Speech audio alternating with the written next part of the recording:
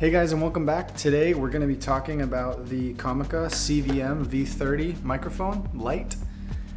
It is a cardioid microphone, really kind of a lower price point than a lot of the ones that you usually see. This one comes in at about $40.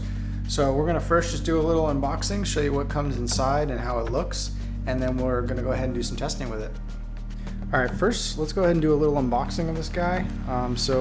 This CVM V30 Lite is a light version of their other CVM V30 microphone.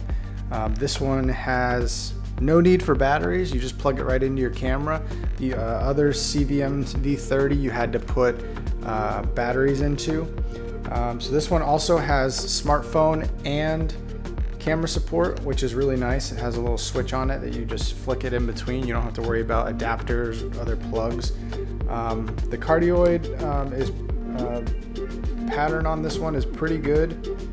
I've done a little bit of testing with it already and comparing it to some of my other mics, and was having a bit of a hard time even telling the difference. So for something like this that's about 40 bucks, it's actually a good option.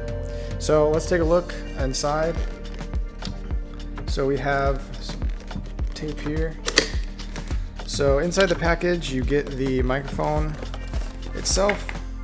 We got a little bit of literature, a user manual, and then you've got it's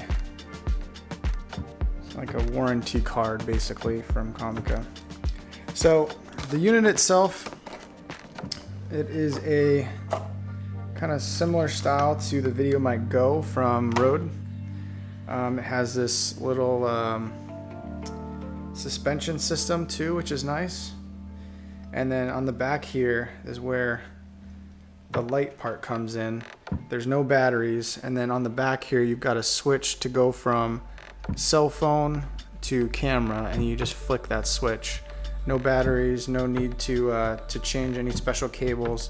And the way that it's doing that is it's just using the standard 3.5 millimeter headphone jack, and it has the tip ring and sleeve, and on certain devices you use all three of these sections here, but on cameras I believe you only use the first two. So essentially it's just kind of switching internally which of these pieces of the plug you're actually going to be using.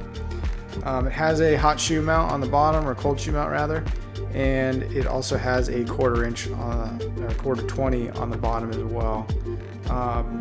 The windshield or the pop filter comes right off, and then this is the microphone itself. You've got a pretty standard shotgun looking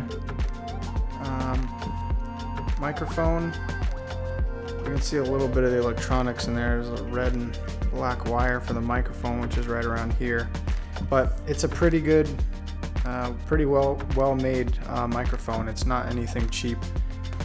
For 40 bucks, I'm actually was kind of surprised at how it looked and how it sounded. They also sell a version that this suspension part is in red, kind of a la Rode mic, if you like that style, but I kind of like the more subdued black on this one just because it wasn't really a Rode mic. So it looks pretty good, and we're going to do some testing and I'll let you guys see what it sounds like.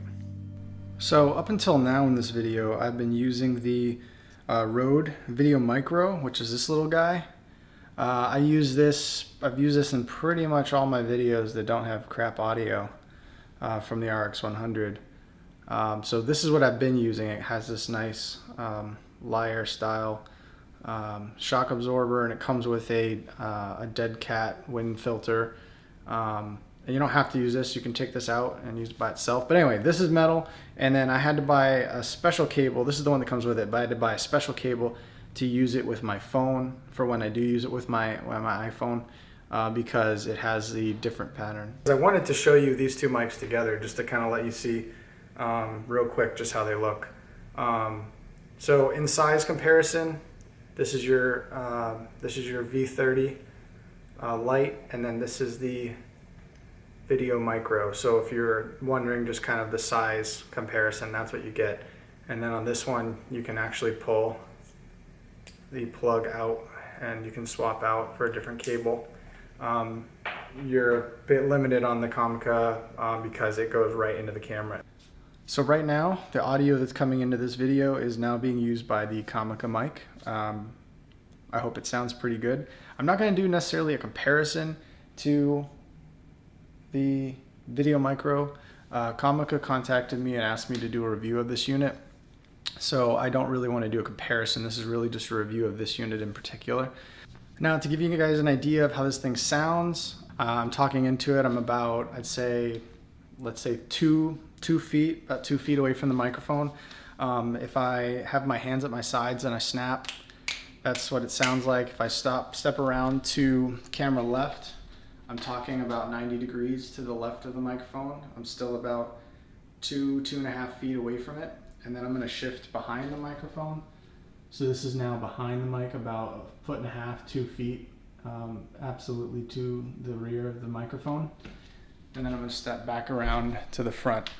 So this is about how it sounds even off axis. I think it sounds pretty good. I really don't have any complaints with it. So I like the audio that's coming out of it. When I first got it, I did do a little bit of a comparison just to test it with kind of how it sounds compared to my Video Micro recording into my audio recorder. And honestly, with the pair of studio headphones, listening to it right out of the audio recorder, 24-bit audio, I really couldn't tell a difference.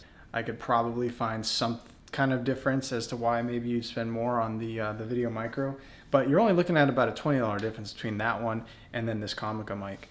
I think if you're looking for a microphone of this type and you want something that maybe you can use with your cell phone as well as cameras for a mic that for anything that has an external input, I would say this is probably a good option to pick up if you want to just spend a little less. If you want to spend a little more money and go with the Rode, I don't blame you. I like that one is quite a bit smaller. That one's also metal in construction. This is all plastic. But honestly, for the value that you get with this, I think it's a great choice. And if you like how the audio sounds right now, then this is exactly what you're going to get.